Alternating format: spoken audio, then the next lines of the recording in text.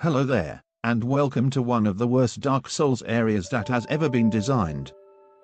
The most well-loved, and not the slightest bit hated, Iron Keep DLC. A thing where you literally pay $10 to get fucked by awful hitboxes and overall level design. Seriously. Remember when enemies could be noticed or heard in some way if you were paying attention? These enemies will literally pop out of the ground behind you without warning. The Souls series has generally been praised because it's a fair challenge where you can respond to what is attacking and learn if you messed up. This shit pops out of nowhere and just kills you while you're attacking the thing in front of you that was always visible. But that's not where the fun ends. Oh no. You see, at the start of the DLC you're given 5 of these things called smelter wedges.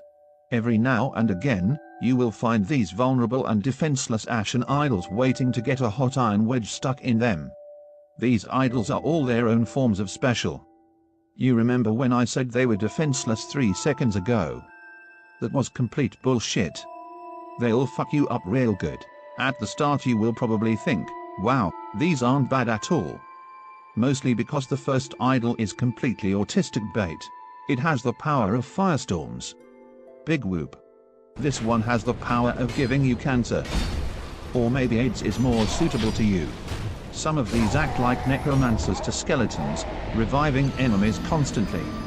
Except wait for it, these spawn even stronger ashen soldiers that shit all over your day. They even buff enemies around them, turning them into heavy chain smokers covered in ash. It can do this to giant fuck you minotaur enemies as well. We'll get to one very special kind of idol later on that you'll want to save at least 4 wedges for. Now then, let's look at the area itself. You take a step into a fountain, and then wake up at some random ass tower in the middle of nowhere. If you're here for lore, this is not the area for you. I mean in general just skip Dark Souls 2, but that's neither here nor there. You're here to get the second of the 3 crowns for some reason that shall go unexplained. Into hell we go. The area itself is not all that big, consisting of mainly 2 towers and a dream sequence. Instead of trying to go to the top of the towers, you try to go to the bottom where as fuck McFuck face is sleeping. Before you get to him though, a myriad of enemies wait for you. These are Ash Warriors, Iron Scarecrows, Bird People, ISIS members, the Disabled, Dark Side Phil wannabes, and Flying Bullshit Ghosts. Most of these enemies are a complete joke on their own, assuming that if boxes or instantly teleporting behind you and backstabbing you aren't ruining your day. I would honestly recommend putting on armor that gets you below 50% weight. The extra armor didn't make a difference for me at all, while dice roll iframes were infinitely handier. In terms of encounters, there are good, bad, and ugly ones. Take this fake floor tower for example. It's honestly a good design. If you pay attention to your surroundings, the encounter will be much easier. If you are careless, the game will punish you but will also show you what you did wrong via breaking floors that are now obvious. You're completely fucked by the way. This is basically what I did my first time. The door is normally closed, leaving you trapped with everything you passed and this minotaur.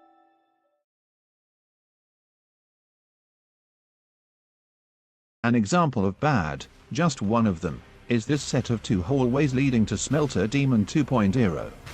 Not the main path, this is the other way. These 2 hallways have a switch that you can only use one time. Oh, and this is on a short clock as well. This opens all of the doors in said hallway. These doors are filled with Ash Warriors. But wait, there's more. A basilisk at the end of each narrow hallway firing giant or fireballs of doom. You actually have to either run through this flawlessly 2 times, or do what me and a friend did, kill the enemies until they stop respawning. In the intermissions, you will find a bird person, a Dark Side Phil copycat, and if you choose to do the optional side paths of the side paths, Flying Bullshit Ghosts. There's literally no point in doing these side paths because the corpse loot is terrible and the enemies will just respawn the next time you inevitably die to Smelter. This whole path is pointless and just horribly made. You're forced to either try your luck over and over again or farm them over and over again until they magically disappear. But the real cream of the crop is the even more bullshit main path. This is by far, out of all 4 games, the absolute worst design I've ever seen. The area itself is actually not that bad. If you take your sweet time going through it, and I mean a tedious amount, you can do it easily. The real kick in the balls is the fact that Smelter Demon is at the end of the entire thing. There's a fucking boss with no bonfire in between all this. Not only that, this boss is absolute cancer and is almost certainly going to kill you an annoying amount of times. Enjoy dealing with his bullshit flame aura that ruins your health. Literally the antithesis of all of the Soul games. The very definition of cheap deaths. This isn't a pussy aura either. It really hurts on even my overleveled character. It's a mechanic that punishes you for taking advantage of the boss's downtimes by hurting you when you go in to hit him. He's a complete joke in Phase 1, being a flameless core. Phase 2 is when the Coup Ranch aura turns on. 3 is when the Destroyer of Worlds activates. God fucking speed blocking his flaming sword of doom. If you try to block this with anything that doesn't have 90+ magical and 100% physical, then enjoy watching your health bar die. Seriously, it's an unholy amount of damage on his weak attacks. Don't even block his heavy attacks. Just dodge them. If he hits you with this, you're pretty much fucked. Honestly, I think killing Smelter should have been what led to you getting to alone. It would make so much more sense in my eyes from a gameplay perspective. But enough of that, we've killed Smelter and that's all that matters. Spoiler alert, the next boss is a whole other level of cancer. You do some hops downward, go down some elevators, go down the good area, meet some flying bullshit ghosts, and go down another elevator. To the right is a bonfire. Oh hey, there's no enemies over there and nothing really hinting to there being any. Out of the ground comes 2 fucking minotaurs out of nowhere. Literally just popping out of the ground. Luckily if you die here, it's not all that bad. It's really easy to run back without dealing with any of the enemies. Now then, are you ready for this cancer? If you burned your wedges, there are 4 idols outside of the fog wall. These cunts will heal Mr. Sleepyhead. You don't want that. Stick your flaming hot rods into their holes and proceed to enter the fog, walk forward, and get ready to die a lot. This guy is a whole new level of difficulty. Mostly because of his hitboxes in Phase 2, he's pretty easily cheesed if you do look up any guides on him. But I trust you won't do that. After all, this is only like 3 or 4 years late. I would recommend using a great shield and no armor. The shield is for his tiny blade in Phase 1, the lack of armor is for Phase 2. Phase 2 will start with him giving his blade the very power of 10,000 Dark Suns, eradicating your health bar without mercy. Seriously, don't block this shit. Just dodge it.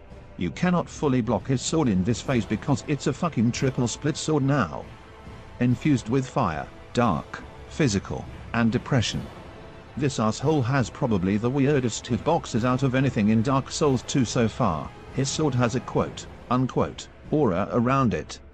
Meaning pretty much everything he does has splash. He has combos that would make the final boss of the entire Soul series look like child's play. Not because they're particularly fast, they're just hard to spot and brutal. Oh, and 2 final notes on this guy. 1. The explosion he does is apocalyptic. I'm pretty sure it just kills you outright. If it doesn't, the miniature black holes that spawn will. 2. For the love of everything, do not get hit by the very edge of his Phase 2 lance-like attack. That will give you stage 7 depression and will make your health bar commit dead. After he is dead, fuck yeah! You get your shiny crown that does something somewhere for some reason. Mostly for an achievement. You also have access to a kick-ass boss now.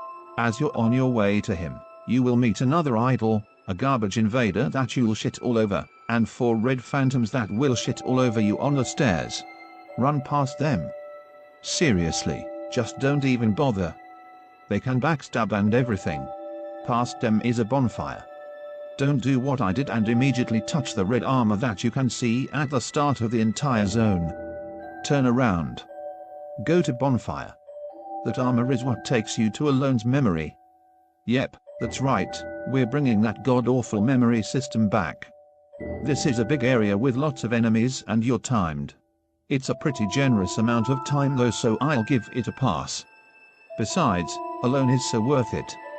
He also gives you the 12th smelter wedge, letting you make the true Ash Soul. Congrats, you are done with this shit DLC. Thank you for your $10. Well, if this were 3 years ago. Scholar of the First Sin is still cheaper than all 3 DLCs with the game. I am somewhat excited to move on to the last DLC. I hope that's nowhere near as shit as this one. Hugh the apparent tranny signing out.